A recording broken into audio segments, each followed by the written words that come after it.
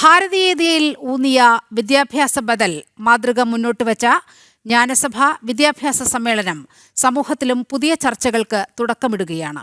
അനാവശ്യ വിവാദങ്ങളിൽപ്പെടുത്താനുള്ള സംഘടിത നീക്കങ്ങളെയും മറികടന്നാണ് 4 ദിവസങ്ങളിലായി കൊച്ചിയിൽ നടന്നുവന്ന ജ്ഞാനസഭ ഇന്നലെ സമാപിച്ചത്.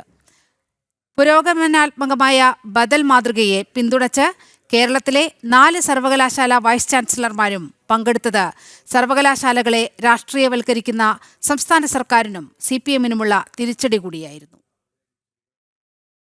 ഭാരതീയതയിലൂന്നിയ വിദ്യാഭ്യാസ ബദൽ മാതൃക കേരളത്തിലും ഏറെ സ്വീകാര്യമാകുന്നുവെന്ന് വ്യക്തമാക്കുന്നതായിരുന്നു ശിക്ഷാ സംസ്കൃതി ഉദ്യാനത്തിന്റെ ആഭിമുഖ്യത്തിൽ 4 ദിവസങ്ങളിലായി നടന്ന വിദ്യാഭ്യാസ സമ്മേളനം.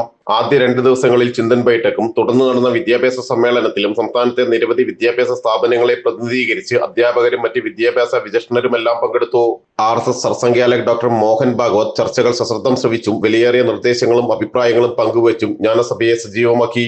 സംസ്ഥാന സർക്കാരിന്റെയും മന്ത്രിമാരുടെയും എല്ലാം സമ്മർദ്ദങ്ങളെയും അതിജീവിച്ച് കേരളത്തിൽ നിന്ന് 4 സർവകലാശാലകളെ പ്രതിനിധീകരിച്ച് വൈസ് ചാൻസലർമാർ പങ്കെടുത്തത് വിദ്യാഭ്യാസ മേഖലയിലെ മാറ്റത്തിന്റെ കാറ്റായി മാറി.